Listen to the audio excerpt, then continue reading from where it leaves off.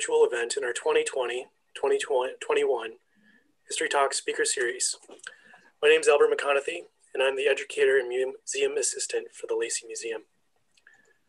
Today, I would like to begin with a land acknowledgement. The museum is on the traditional territories of the Coast Salish people, specifically the Nisqually and Squaxin Island peoples.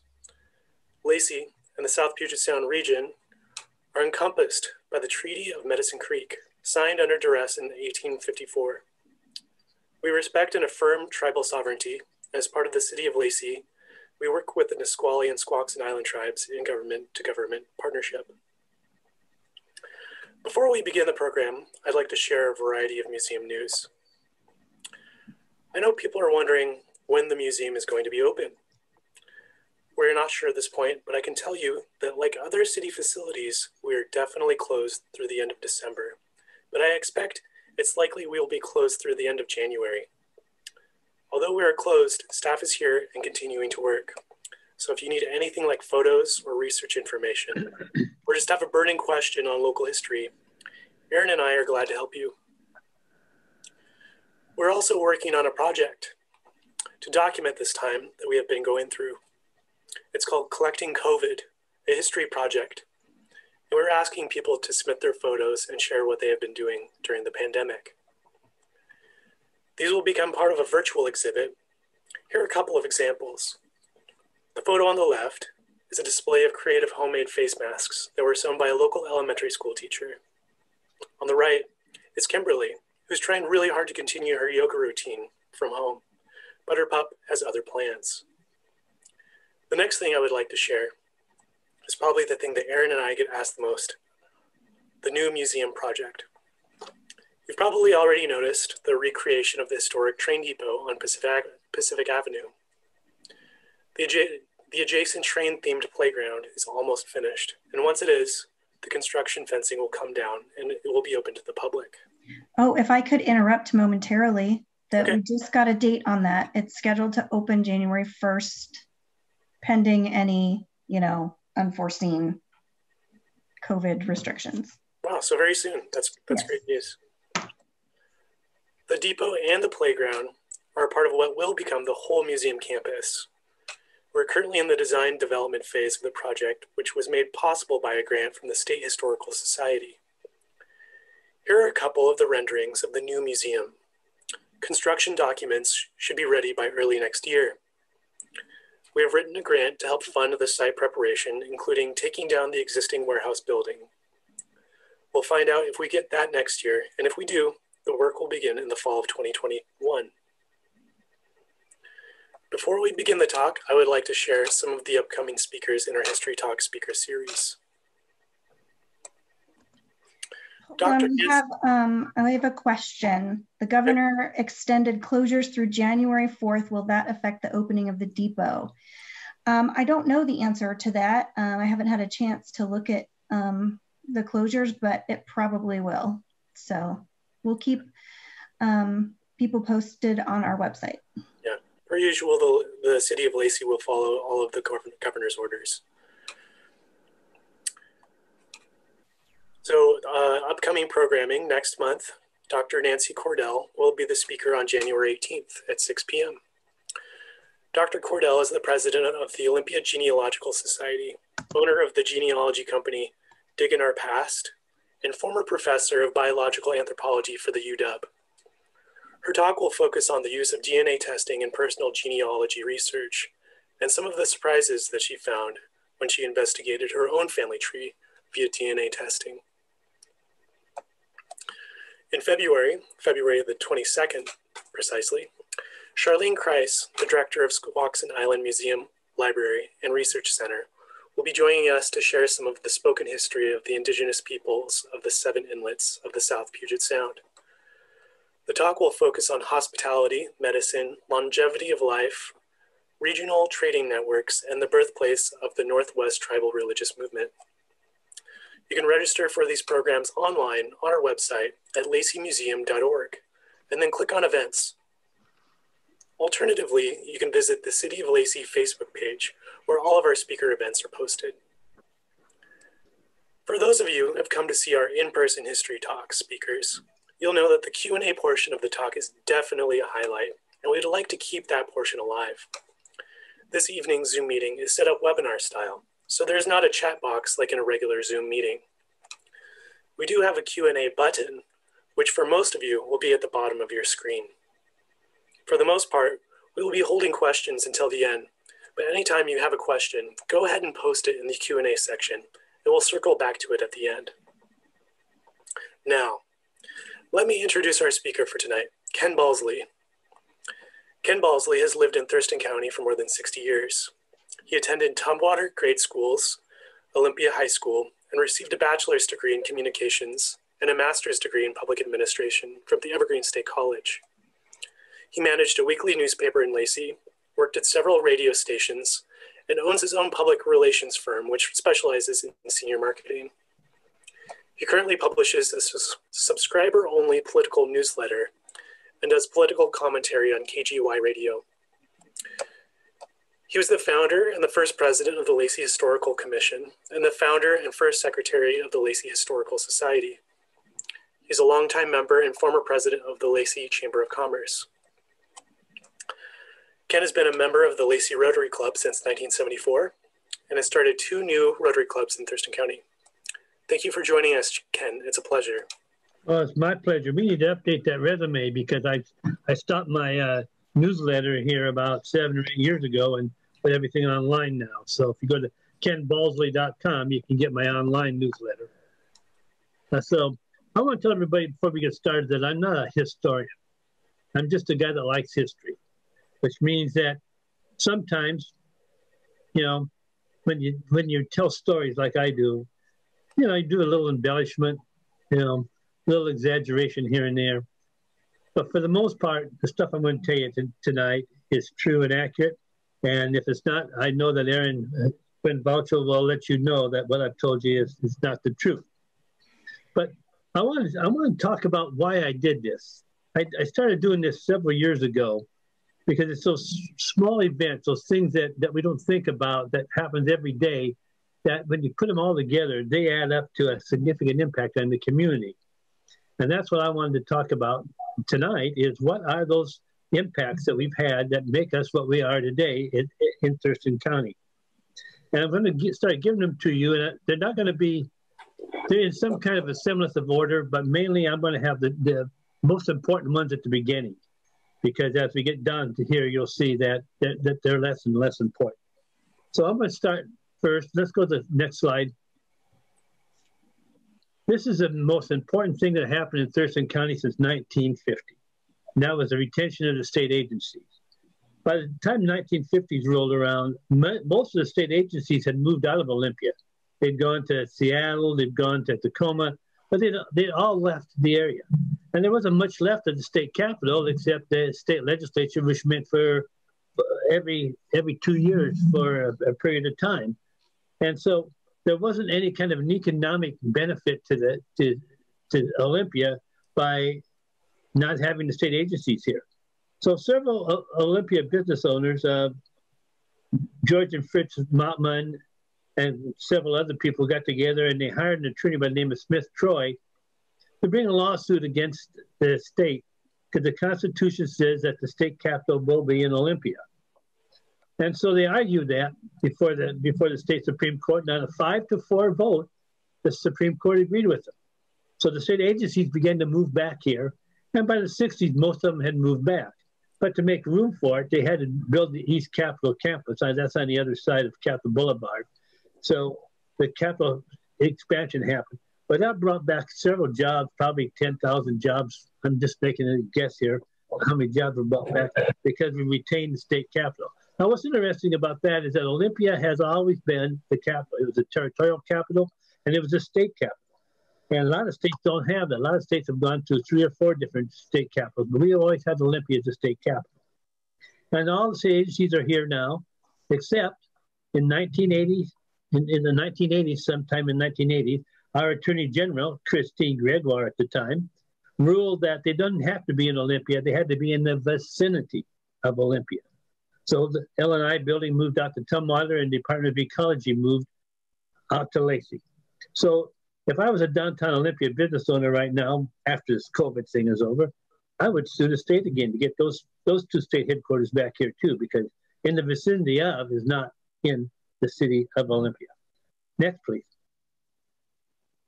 The second thing that I think had the most impact on Thurston County is the construction of Interstate 5. Now, in 1956, at the urging of President Eisenhower, the federal government embarked on a major highway construction project. It's called the Highway Defense Act or something like that. Eisenhower had been over in Germany. He had seen the Autobahn, and he saw how fast Hitler could move his troops from one end of the country to the other, and he wanted something similar for the United States. So it began the construction of the interstate highway system here in this country. And what's interesting about this is that the freeway had a significant impact on Thurston County. For one thing, it went right through the heart of Tumwater and destroyed maybe a dozen or so businesses, major businesses. But it also created a barrier, a physical barrier between the east part of Tumwater and the west part of Tumwater.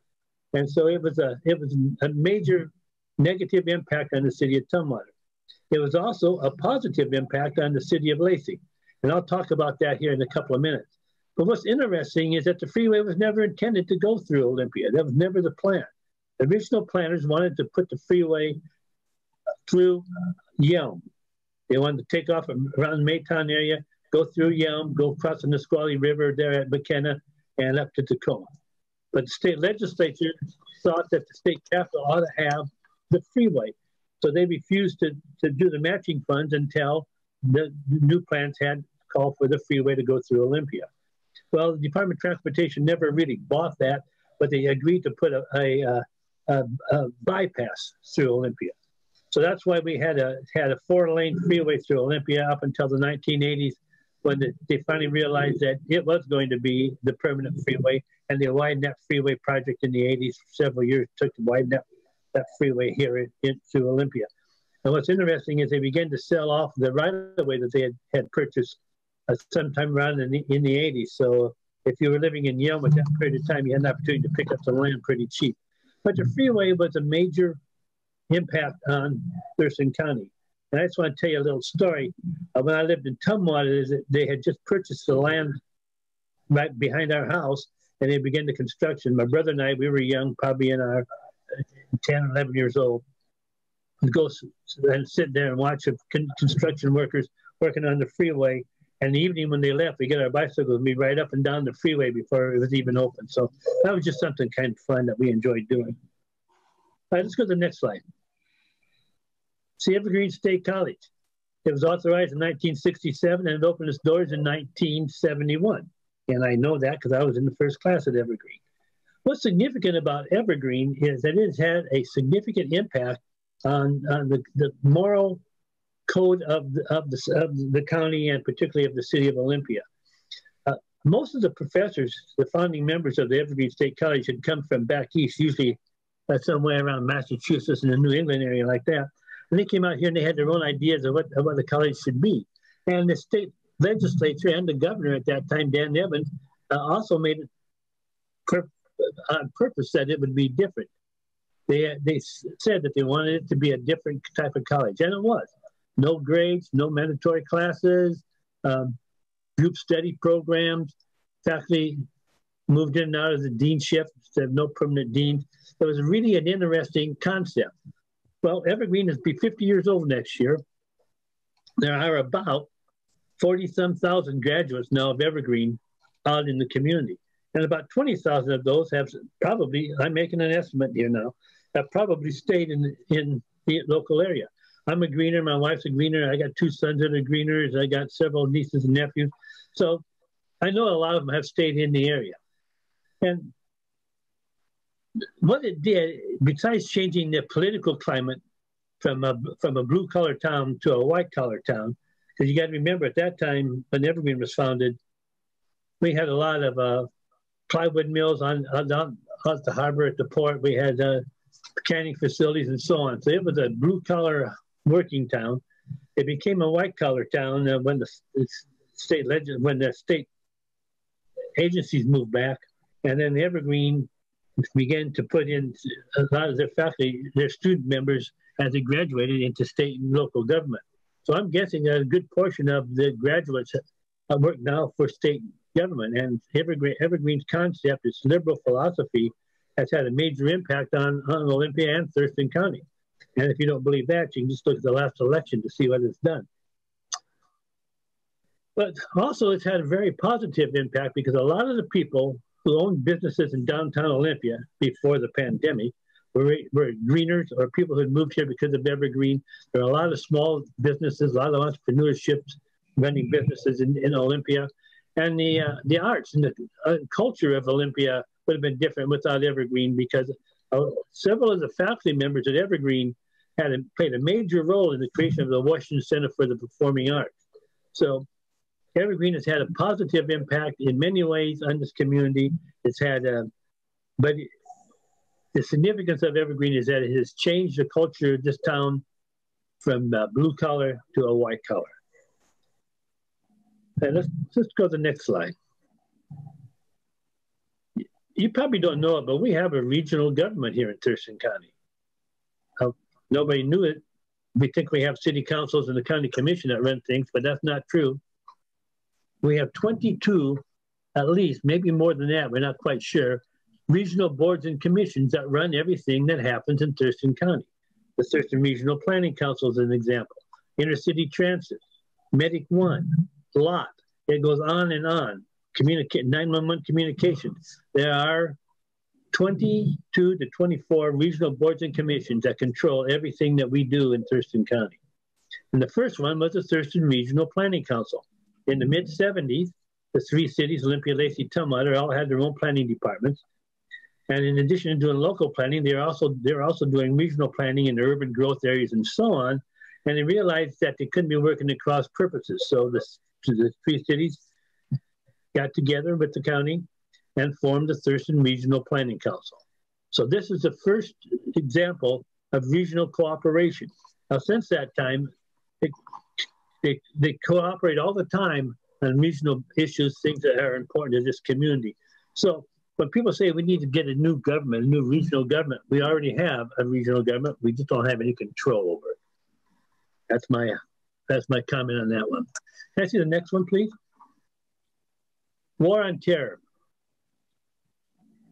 I have this in here because after 9/11, Thurston County was severely impacted by 9/11.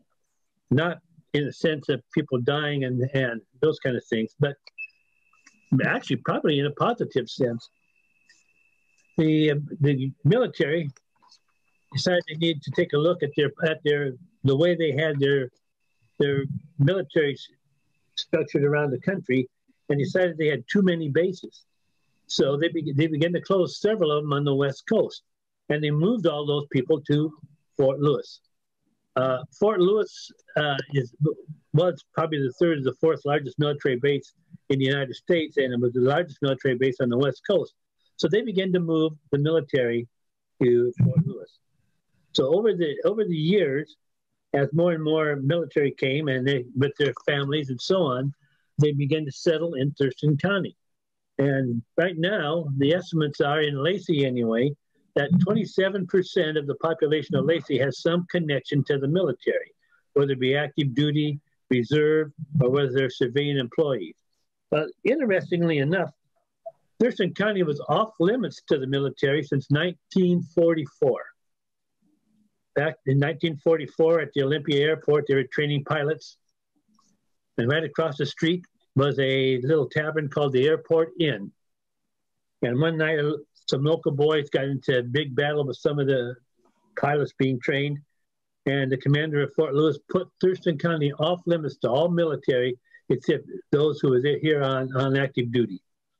So Thurston County never became a military county like Pierce County or the towns around it like Stillicum and Spanaway and those kinds. It never became a military town.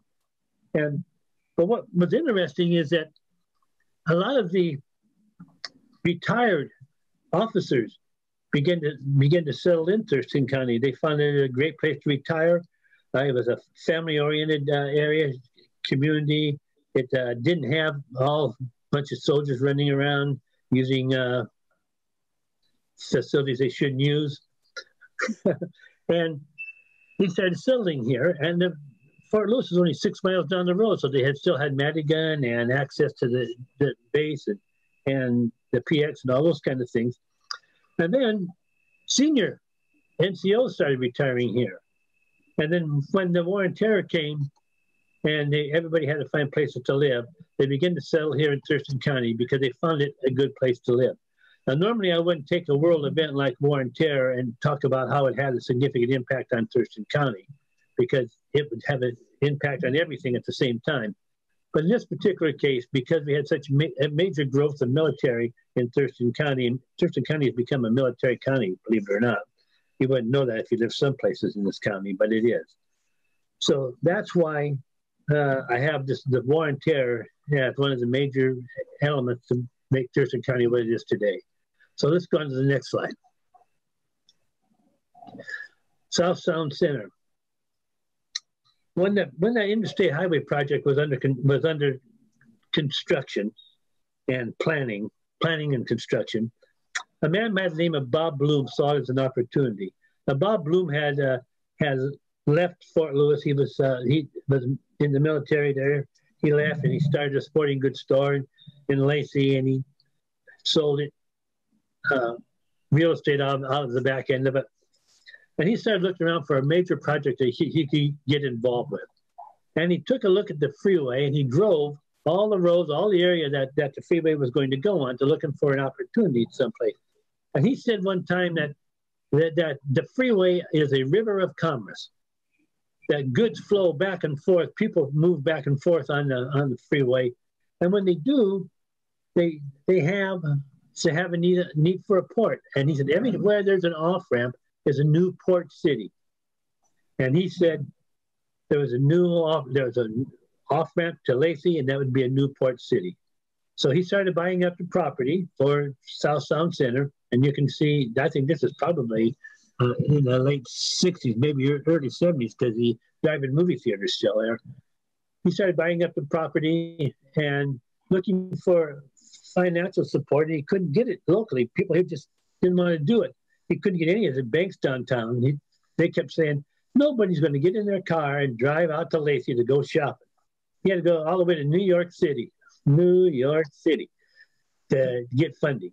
And on the way back, he stopped off in Chicago and talked to Sears. He had to have a major anchor. And Sears said, sure, we'll do it, but you got to give us a third of the property. And basically, Sears owns all that property. You see by Applebee's and so on, that's all Sears property, or whoever it is that owns Sears at the point in time. But what it did, it opened on October 12th, 1966. And the first thing that happened, the downtown Olympia business owner told me, was that it just cut off all the business in downtown Olympia. Now you got to remember, before this, 80% of the retail sales in Thurston County came from a 4-block area in downtown Olympia. They had Penny's and Sears and Montgomery Ward's, and they had all 3 auto dealers in that area. All the major retail sales were from that one 4-block area in downtown Olympia. As soon as South Sound Center opened, it just shut the spigot right off. And the downtown Olympia began to crumble. So the creation of the South Sound Center had a significant impact on Olympia. Now, when the Capitol Mall opened sometime in the late 70s, early 80s, then the South Sound Center began to decline because that was a major client there. But the point being that it showed that people would travel out to a shopping center. Before this, there were only 2 of them in the Northwest, Lloyd Center in Portland and Northgate in Seattle. This was the first one besides those. And now, of course, South Sound Center has done like most shopping centers have done. They've had to revamp and retool. But it was significant at the time. Next slide. This is the decline of local journalism. You and I know that we have a hard time finding local news. Nobody is out there doing it. I want to tell you a story. It was 1998, and I was at a Lacey Chamber of Commerce meeting, and the publisher of the Olympian got up there at the podium, and he said, we have 44,000 paid subscribers to the Olympian, and we fully expect to be at 50,000 by the end of this year.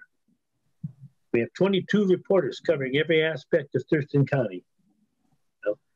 and the great vehicle for advertisements. Well, that was 1998. Less than 5 years later, the decline started when social media came on the scene. Also at that time, KGY Radio had 3 full-time reporters that were covering Thurston County too, having local news. No radio station now has local news. The Olympian is down to 10,000 paid subscribers and 2 reporters. And I think they have 2 more that are on some kind of a grant. So I think maybe they have 4 and 10,000 paid subscribers. It's a shame that we can't get local news. It's just not there. Thurston Talk that covers Thurston County a lot, but it's not really hard news. It's soft news. It's feature stories on people and events. It doesn't hold government's feet to the fire.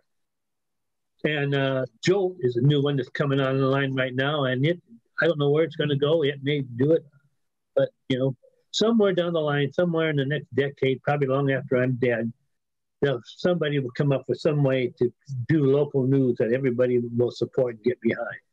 So it's just a shame that we can't cover these local governments with any kind of media. I mean, they all have their web pages. They even have, I guess, YouTube pages. They all have a newsletter that they mail out and so on.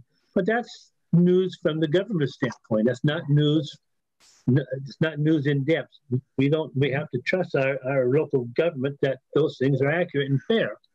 They're not going to talk about their mistakes, and they're not going to talk about anything that is negative to them. So anyway, the decline of local journalism, the decline of local media here in Thurston County has had a significant impact on the future of Thurston County. Next, please. The lot clean water lines. For a long time, Olympia had a sewer system, a sewer plant on Bud Inlet, and it had sewer lines in Olympia, and it extended some of those out to Lacey and some of them out to Tumwater. But it was just a small sewage plant. And the city of Olympia ran it, and Lacey and Tumwater contracted with Olympia to dump their sewage there. But as Lacey began to grow and have a demand for more sewers space, Olympia balked. They said, we don't have enough space here for our own people, let alone the people out in the suburbs. So the answer is no. Well, the Department of Ecology said, no, that's not the way it works. You have to provide.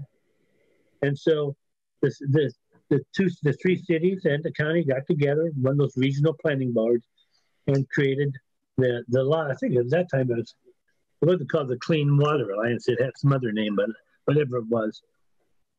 But then the ecology wouldn't let them build sewage plants on Bud Inlet. They wanted to build one. They said, no more sewage is going to go into Bud Inlet or into Puget Sound. They had to come up with another way.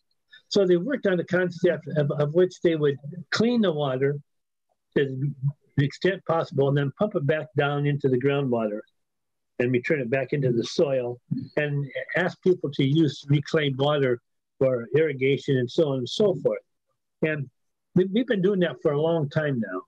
But for the last 2 years, maybe 3 years, a lot has been involved in a major study of the wastewater, of what's in it, what stays in it, where it goes, how it flows, all those kind of things, so they know exactly what they're doing with the groundwater.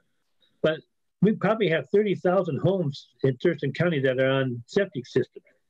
And a lot of people want to get rid of those septic systems, but we have to find a way to make sure that we can use the sewer system with the water that is clean enough to drink and not pump chemicals back into the groundwater.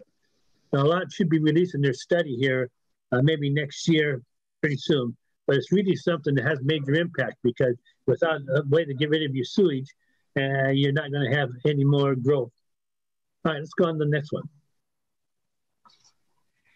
The 1984 Women's Olympic Marathon Trial. This was international and national news as well as local news. In 1984, women were allowed to compete in the marathon for the first time. It used to be thought that women were too delicate and they couldn't run 24.6 miles. But over the years, things changed. And when Los Angeles got the Olympics in 1984, they added women marathon. And it was a feather in any city's hat to have the marathon trials. I mean, many people wanted it. Los Angeles wanted, Buffalo, New York, Kansas City, they all wanted to have the marathon trials. But a group of local people, local volunteers associated with the Capital City Marathon, which had been putting on a regional marathon every year, thought that they could make a case that with volunteer work and cooperation and a record of putting on successful marathons, that they could get it. And sure enough, in a stunning move, they awarded the contract to Olympia for the 1984 Women's Olympic Marathon Trials. And Joan Benoit won that first trial. I think she's here #1 in the front of the picture. I'm not sure that's her, but I think it is. And she went on to win the gold medal in the marathon in Los Angeles, the first woman to win a gold medal in the marathon. It was quite a historic time and occasion, not only for women, but also for Thurston County and Olympia. People were so excited about it and that feeling of working together, because the marathon ran through all three cities, Olympia, Lacey, and Tumwater. And working together, people got feeling really good about that and felt that they could do anything. So they put in a bid to have the Olympic Hall of Fame in Olympia, Washington. Made sense to me. You know? Well, Olympic politics got in the way. It never happened. Colorado Springs ended up getting them the Hall of Fame. But it was a great example of how a small group of people working together, you know, with the cooperation of the community, can get things accomplished. And I was really excited about that. That was I think that's a great coup. And by the way, the marathon park down there on Capitol Way is where the marathon originally started. All right, let's go to the next one. Panorama opened its doors in 1963. It was the first retiring care community center. It was the largest one on the West Coast. I think they have 1,000 residents or something like that. And it's a concept where you move in, and as your needs change, housing needs change, and you move along to different housing options. Well, Panorama is a good example of retirement. Baby boomers are retiring by the droves now. Thurston County is a good location for retirement communities. Jubilee is open. I think there's some other major retirement communities. But the retirement communities have a significant impact on the economy of Thurston County. But most people don't realize that most of these retirees have some kind of a pension. They have their Social Security. They may have investments. And that's all money that they put back here into Thurston County. So retirement communities are a big source. But I wanted to put this down here towards the bottom, because I think that's going to continue to be a growth industry. Once we get through this COVID, once we get to the point where people don't have to fear the virus, I think you'll see more and more retirement communities opening up. And so I think that's also a major impact on Thurston County. Let's go to the last one. Yeah, saving in the Nisqually Delta. This is significant for two reasons. The first one is that there was a lot of commercial and industrial development of most of the waterfront along Puget Sound. And it was moving down from DuPont, which is where people were working on, and so on, and either the Nisqually Delta. And if industrial development had occurred at the Nisqually Delta, it would have continued on down into Olympia and then down around. And but a group of local environmentalists got together and said, we need to save the Delta, the Nisqually Delta. They have the Nisqually Delta Association and several things. And they managed to save the Delta and get it declared a national wildlife. The significance of that, remember, it's down towards the bottom of my list, is to stop that industrial development that had been growing by leaps and bounds all around Puget Sound, but making its way any further south. And it also showed the environmental community that if they worked together, they could accomplish great things on the environmental scale. And so, that was the Billy Frank Jr. Wildlife Refuge. I'm not sure the exact title, but it's honoring, as we mentioned earlier, the native tribes that were here in this area, and they welcomed the wildlife refuge, and I think the rest. I think everybody else does too. But the importance is that it showed the environmental groups that they could accomplish things if they worked together on projects, and I think it kick-started the environmental movement in Thurston County. I've got 3 more here that aren't that significant, but we're going to talk about them very quickly. So go to the next slide. Next slide. Olympia Brewery, the closing of the brewery. I don't think this had a significant impact on Thurston County, although my father-in-law lost his job at the brewery. I think about 250 people did. But what we lost more than anything else is a concept of self. The Olympia Brewing Company had been around since 1890s, except for a period of time during Prohibition. At one time, the Olympia beer was the largest selling beer in California, believe it or not. And so if you said you're from Olympia, everybody knew the beer. They knew It's the Water. They knew all those kind of things. Well, the brewery, the Schmidt family sold it.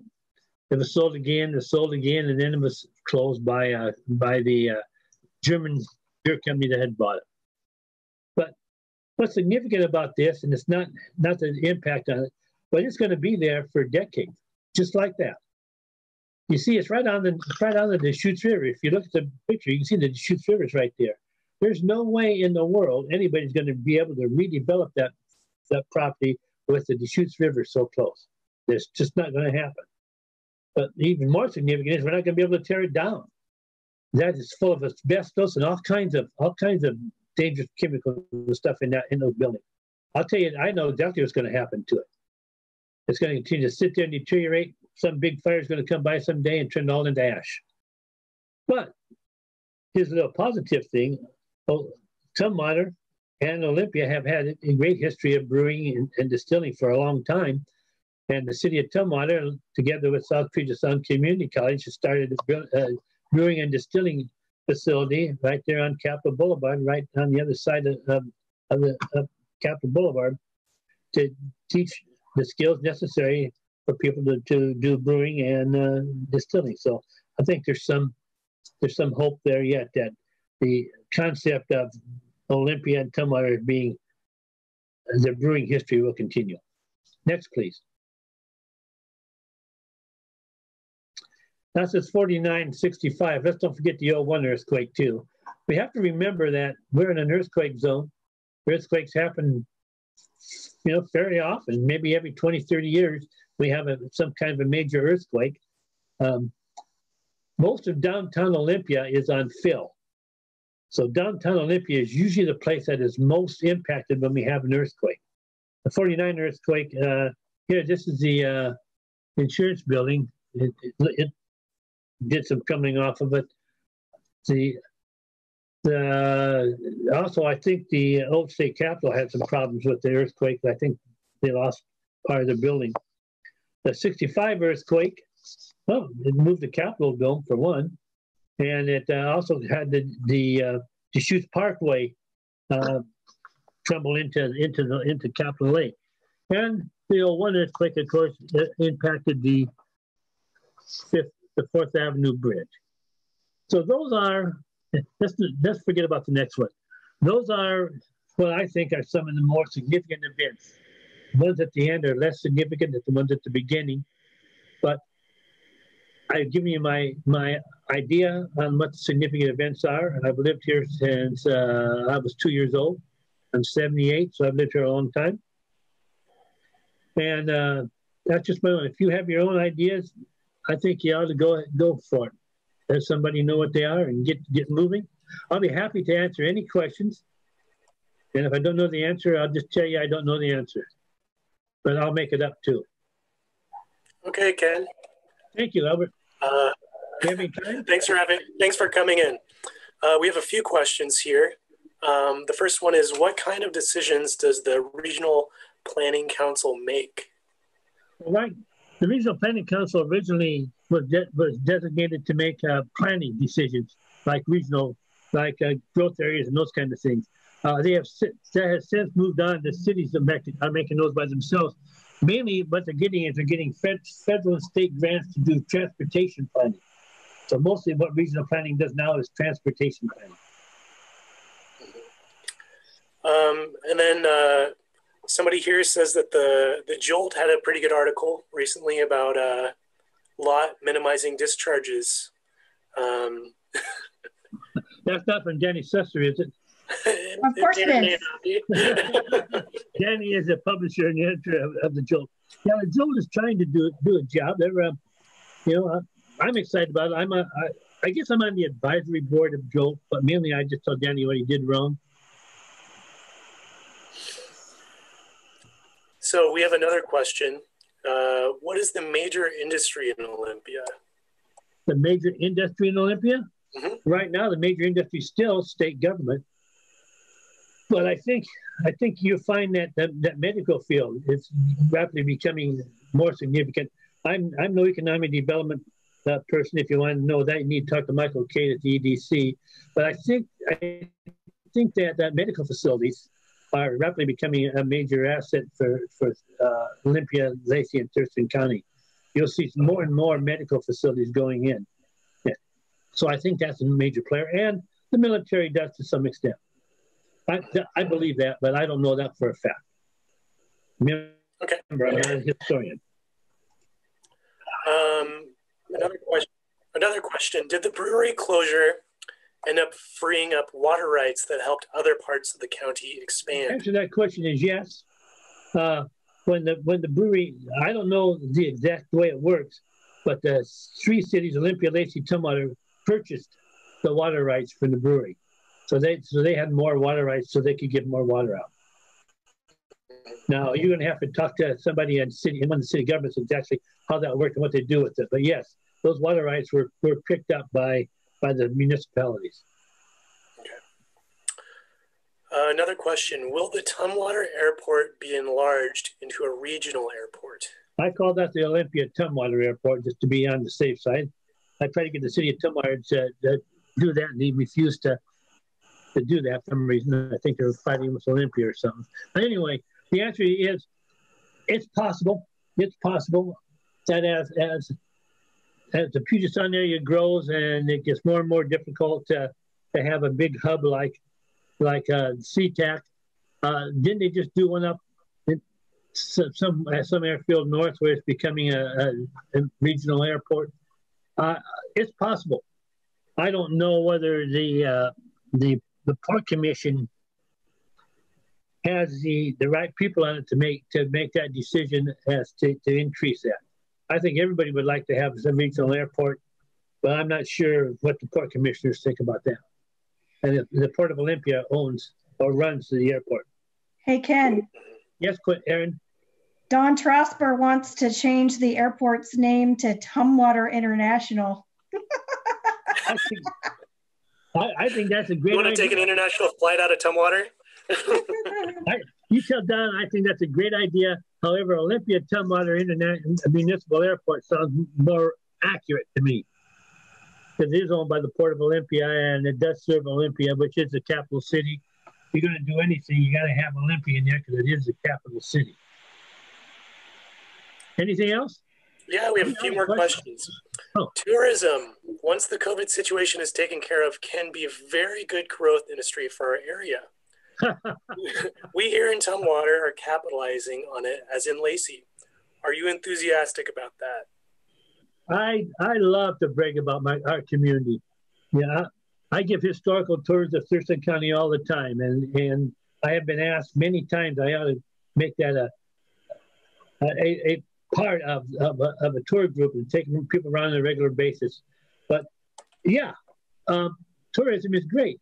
The rack, for example, on Lacey, it's booked, normally outside of pandemic time, it's booked almost every weekend for the year. And those are people that come from out of town here to participate in sports. They need some, the players can go and play, but the spouses and the moms and dads need someplace else to go, or the kids. So, yeah, I mean, I think that Olympia, Lacey, and Tumwater can be a major tourist attraction, but you got to have something. The state capital always draws people. draw some sports people. I don't believe that the Hands-On Children's Museum draws people from out of state. I think it draws people who come here and they have kids, they're looking for the museum. People don't come here for the Hands-On Children's Museum, but it's just something they stumbled across. Now, people are going to criticize me. I've been a critic of the Hands-On Children's Museum for a long time. I don't think it draws people, but it does. It is there for people who come here and looking for something. Another question? One more question.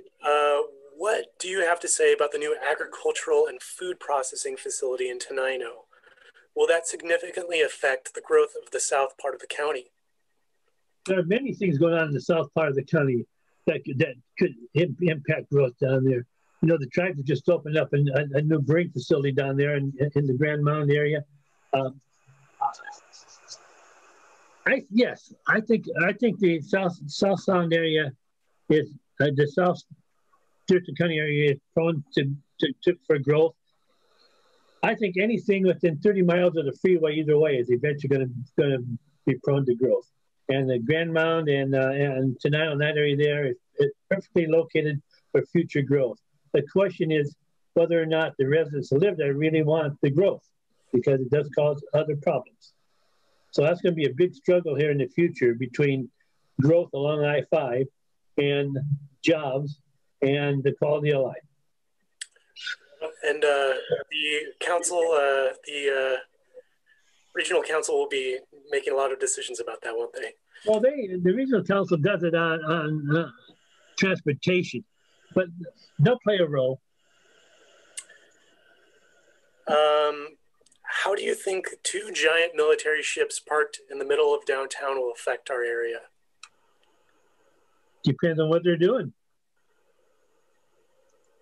I mean, somebody saying, I don't understand that. You know, we had the fleet. We had the Ghost Fleet for decades out here in the harbor. We had 20, 30, 40 ships for a long time to station right out in the harbor here all the time. They were a tourist attraction. I'm not saying that two ships at the port of Olympia are out there, but I don't see a negative to it. I don't see it. Whoever actually asked that question doesn't want them there. But we had the fleet there for decades and decades. All the time growing up, they're out there. You saw them all the time. You know, dozens and dozens of ships out there, and I don't see any problem with that at all. Okay, I think that's all the questions we have for tonight, Ken. Well, I'm happy to have answered all those questions. Mm-hmm. It's a lot of them. Thank you. Yeah, thanks for coming, Ken. And I think that's the end of our talk, unless you have anything extra you want to say. I just want to say that, that my show, Coffee with Ken, which is on KGY, is on hiatus now until at least the end of the year, and probably until we get more comfortable with the COVID-19 vaccine and stuff. But in a couple of months, I'll be back on the air on the radio station. And in the meantime, you can go to kenbalsley.com. That's my webpage. Happy to have you there. Okay. Thanks for joining us, and thanks for everyone for joining us as well. And have a good night, everyone. Thank you. Good night.